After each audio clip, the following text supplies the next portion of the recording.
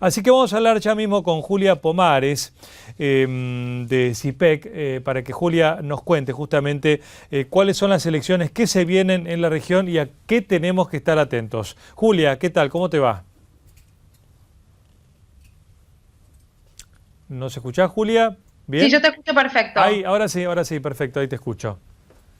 Sí, efectivamente es un año muy intenso electoralmente. Este fin de semana los colombianos no solo vuelven al Mundial después de 16 años, sino que tienen una segunda vuelta muy reñida el domingo. Así que todo el énfasis y el foco está puesto hoy en esta elección, esta segunda vuelta entre Santos y el uribista Zuluaga que se va a dar este domingo.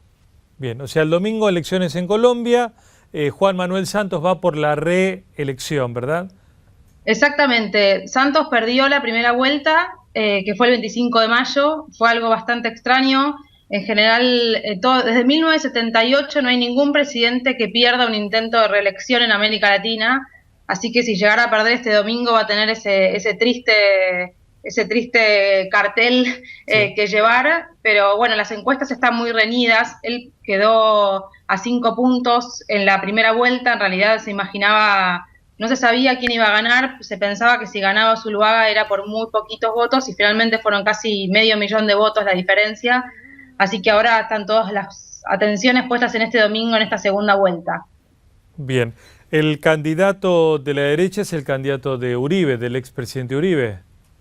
Sí, exactamente, que fue además, fue ministro de Economía por 8 años, del 2002 al 2010, y el principal tema, que eso creo que es bien interesante, de esta campaña está siendo cuál es el camino de la paz que sigue Colombia con la FARC.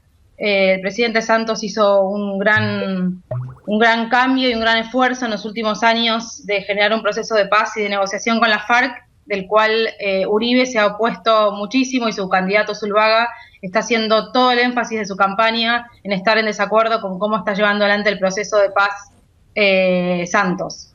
Bien, que a su vez Santos recordemos que fue ministro de Defensa también de Álvaro Uribe, con lo cual es decir, hay dos exministros de Uribe ahora luchando por la presidencia. Sí, como dicen los medios colombianos, una especie de guerra de los roces de la cual los colombianos están bastante cansados, porque muchas de las disputas entre ellos en realidad es de alguien que viene de su riñón, fue su candidato, que después, bueno, se peleó cuando asumió la presidencia, pero que en realidad, no es alguien para nada lejano, sino al contrario. Entonces cualquier crítica hacia Uribe también es una crítica al gobierno del cual fue parte y del cual él también adquirió su gran celebración y conocimiento entre los colombianos. Bien, atentos a las elecciones del domingo en Colombia y después, ¿qué tenemos en el calendario Y después latinoamericano? tenemos Brasil, tenemos Uruguay, tenemos Bolivia. Sí, son elecciones muy importantes y quiero decirte una última cosa de la elección Sí. colombiana que me parece bien interesante pensando en las elecciones que pasaron en Europa del Parlamento Europeo. Solamente fue a votar el 40% de los colombianos a esta primera vuelta. Vamos a ver cuál es la participación el domingo. En general siempre en la segunda vuelta baja un poquito la cantidad de gente que va a las urnas. En esta pareciera ser que no, que va a haber mejor participación. En general en Colombia las segundas vueltas fueron reñidas, fueron muy competitivas y eso hace que la gente quiera ir más a votar. El voto no es obligatorio en Colombia. Y que también se suma a lo que pasó hace unas semanas, el mismo día de la primera elección, la primera vuelta colombiana, hubo elecciones al Parlamento Europeo en todos los países de la Unión Europea y la participación electoral también fue muy baja, por lo cual creo que es un llamado también a qué es lo que está pasando y la apatía de los votantes de no ir a las urnas cuando tienen que ir a elegir a sus representantes. Buen dato fundamental este que estás contando, no siendo obligatorio el voto en Colombia, que no llegue al 50% la participación.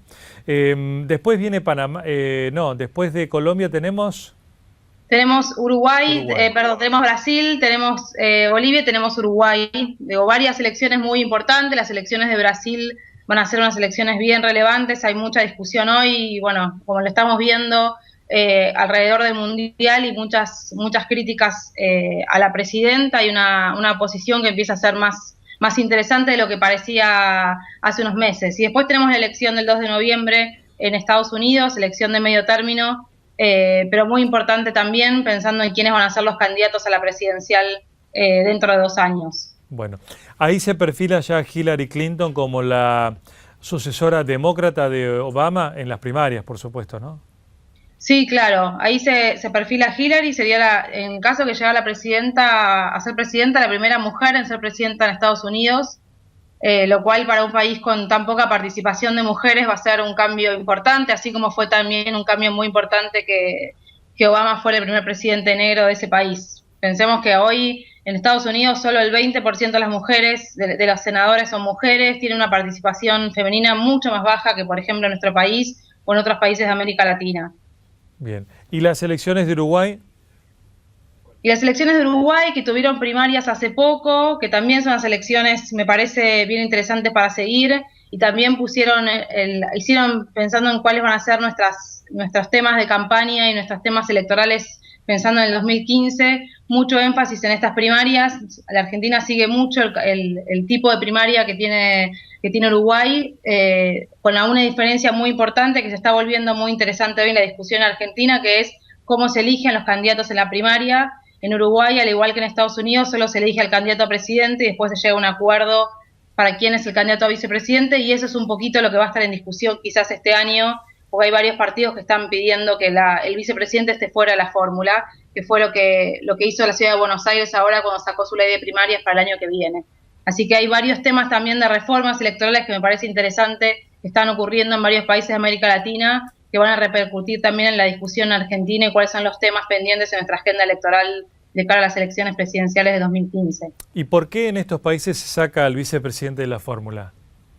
Porque se supone que es un incentivo a hacer coaliciones, es un incentivo a que quien pierda la primaria puede tener esa especie de premio consuelo, bueno, no tan consuelo. Nosotros tenemos una triste experiencia con los vicepresidentes, o una muy compleja en los últimos años en Argentina, pero es un cargo muy relevante y que en general hace más fácil o ayuda a que haya mayor discusión de quién es el candidato en la primaria, de hacer más competitiva la primaria. Bien, o sea que después, digamos, de la primaria, quien pierde la primaria puede transformarse en la fórmula del vicepresidente. Claro, o al menos darle a alguien que sea de ese partido y generar una fórmula más consensuada que si va toda la fórmula junta a elegirse en la primaria, ¿no? Muy bien. Pensemos que Bien. nosotros tuvimos en 2011 las primarias y no hubo ningún partido que presentara más de una fórmula en la elección presidencial. Hubo sí competencia en las primarias legislativas y tuvimos mucha más competencia en la legislativa de 2013, pero bueno, la de 2015 pareciera ser la primera vez que tengamos primarias con más candidatos a la presidencia de este nuevo sistema que tenemos de primarias obligatorias. Bien, o sea que podría haber en la Argentina a futuro un sistema similar donde se elija solo presidente y no vice. Sí, hay varias propuestas en ese sentido, pero es un tema que todavía no está en la agenda legislativa bien claro, pero hay varias propuestas en este sentido para discutir en este año. Muy bien. Gracias, Julia, por atendernos, ¿eh?